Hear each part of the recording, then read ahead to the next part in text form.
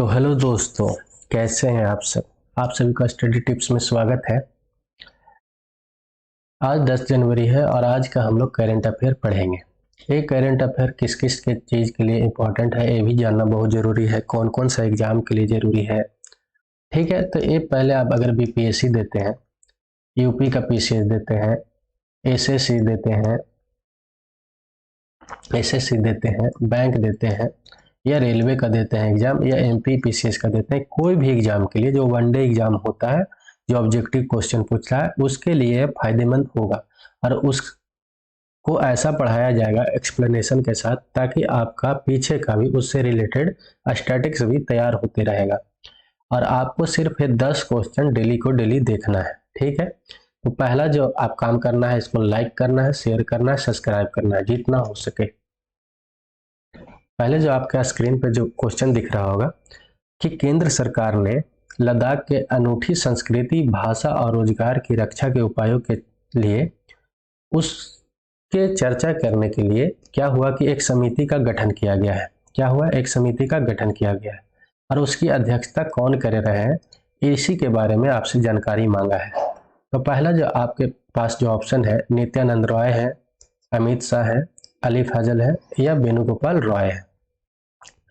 तो ये जो इसका सही आंसर है कि ये नित्यानंद रॉय है। ठीक है, बात है कि वहां पर एक 17 सदस्य का एक समिति का गठन किया गया है, उसमें 17 लोग हैं और उसका अध्यक्ष कौन है? नित्यानंद रॉय है। वो किस लिए हुआ है?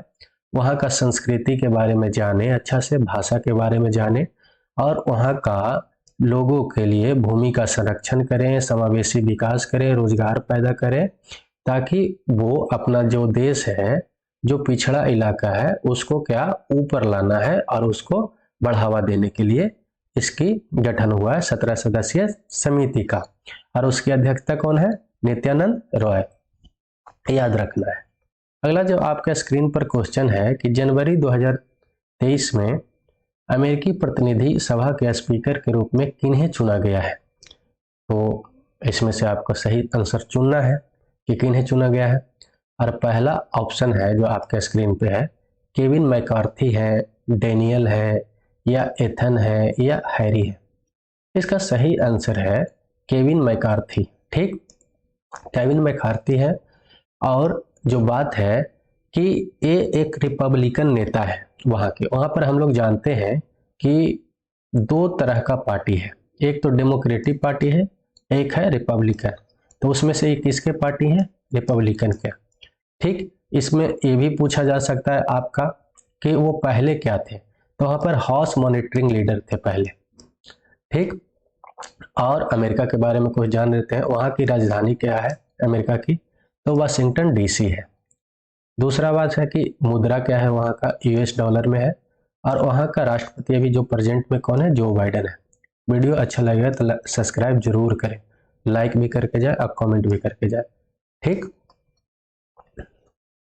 दूसरा बात, अगला क्वेश्चन आपका स्क्रीन पर है कि 23 जनवरी और 24 जनवरी को 2023 को एक सैन्य टैटू और जनजातीय नृत्य उत्सव का आयोजन होगा। ठीक है, प्रकर्म का आयोजन होगा। वो किस शहर में होगा आपसे पूछा जा रहा है। तो पहला ऑप्शन है कि इंदौर में होगा, न्यू दिल्ली में होगा, प्रयागराज में होगा, या हैदराबाद में होगा।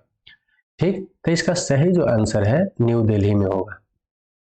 ठीक है, तो हम लोग जानते हैं कि पराक्रम दिवस क्यों मनाया जाता है, क्योंकि उसी दिन 23 जनवरी को सुभाष चंद्र बोस जी का जन्मदिन हुआ था। 23 जनवरी को ये बहुत बार क्वेश्चन पूछ चुका है कि पराक्रम दिवस किस उपलक्ष्य में मनाया जाता है। तो याद रखना है, नेताजी सुभाष चंद्र बोस का जन्मदिन था, इसके आयोजन पे मनाया जाता है और 126वां इस बार जयंती उनका मनाया जा रहा है।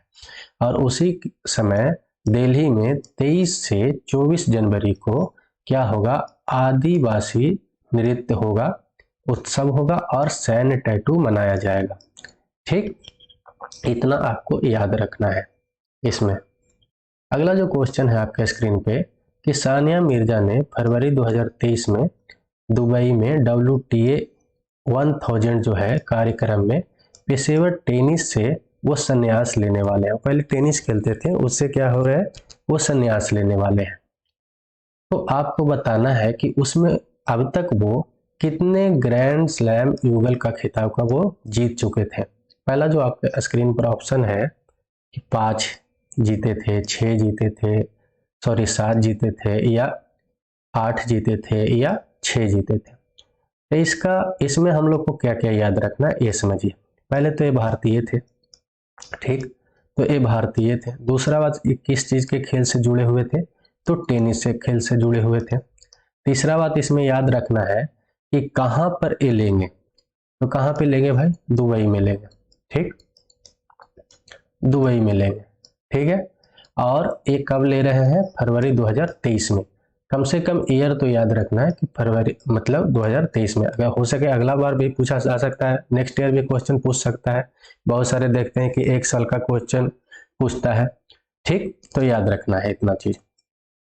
तो ये क्या थे कि अभी तक 6 ग्रैंड स्लैम युगल जीत चुके हैं, इतना आपको पढ़ना है इसका। हाँ, एक क्या करेंगे कि इसका जो पीडीएफ है आपके डिस्क्रिप्शन में हम अपना डाल देंगे, आप वहां से जाकर डाउनलोड कर लीजिएगा, ताकि आपको रिवीजन करने में फिर से वीडियो देखने से क्या फायदा है, बार बार टाइम वेस्ट क्या करना है।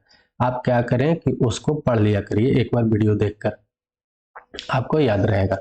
अगला जो आपका ऑप्शन है स्क्रीन पर है, जो क्वेश्चन है सॉरी, कि जनवरी 2023 को किस शहर में आधिकारिक तौर पर अंतर्राष्ट्रीय पतंग महोत्सव का शुरू हुआ है, ठीक। तो पहला है जो अहमदाबाद में है, नई दिल्ली में है, कि हैदराबाद में है, या नन। तो इसमें जो है कि सही आंसर आपका है अहमदाबाद में है, ठीक है, अहमदाबाद में है। और अंतर्राष्ट्रीय पतंग 2023 का आधिकारिक तौर पर 8 जनवरी को गुजरात के अहमदाबाद में मनाना शुरू हुआ है, ठीक। इसमें क्या है कि G20 के जो केंद्रित एक थीम के साथ इसको शुरू किया गया था, शुरू हुआ है। और यह महोत्सव जो है आज से नहीं हो रहा है, बहुत साल पहले से हो रहा है। कब से, 1989 ईस्वी से हो रहा है, ये भी याद रखना है। प्रतिवर्ष होता है, अहमदाबाद में होता है। कब से होता है, 1989 ईस्वी से ही। कहाँ हो रहा है ये याद रखना है, अहमदाबाद में। कब से हो रहा है, कम से कम इतना तो याद रखना है, 1989 से। हमेशा कहाँ होता है, अहमदाबाद में, ठीक। तो अगला जो आपके स्क्रीन पर क्वेश्चन है कि हाल ही में प्रोफेसर रहमान राही का निधन हो गया है, वह किस वर्ष पद्मश्री पुरस्कार से सम्मानित हुए थे। देखिए, ऐसा क्वेश्चन सबसे ज्यादा इंपॉर्टेंट होता है।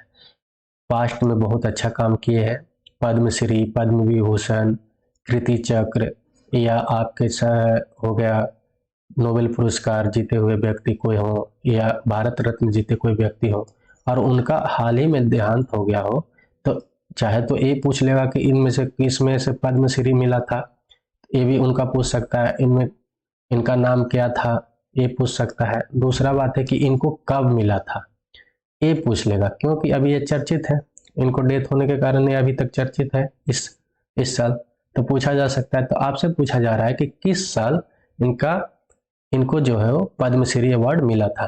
पहला जो ऑप्शन है 2002 में, 1997 में, 2000 ईस्वी में, या 2010 ईस्वी में। तो आपका जो राइट आंसर है 2000 ईस्वी में इनको पद्मश्री अवार्ड मिला था। बात है कि एक कश्मीर का पहला व्यक्ति थे जिन्हें ज्ञानपीठ पुरस्कार से सम्मानित किया गया था। क्या थे, देखिए इसीलिए और ज्यादा इंपॉर्टेंट हो जाता है। ये तो पहला एक व्यक्ति थे कश्मीर का जिनको ज्ञानपीठ पुरस्कार मिला था। दूसरा बात एक कश्मीर का है, और एक ये क्या थे, प्रसिद्ध कवि थे जिनका निधन हो गया। एक कश्मीरी भाषा में अनुवाद भी बहुत सारे कविता को करते थे, इतना याद रखना है। अगला जो आपके पास क्वेश्चन है कि कोविड-19 के खिलाफ लड़ाई में योगदान देने के लिए किन्हें पतंग राव कदम पुरस्कार मिला है, किन्हें पतंग राव पुरस्कार मिला है। तो पहला जो आपका ऑप्शन है आदर पूनावाला है, अमित शाह है, या अली फजल है, या वेणुगोपाल है, ठीक।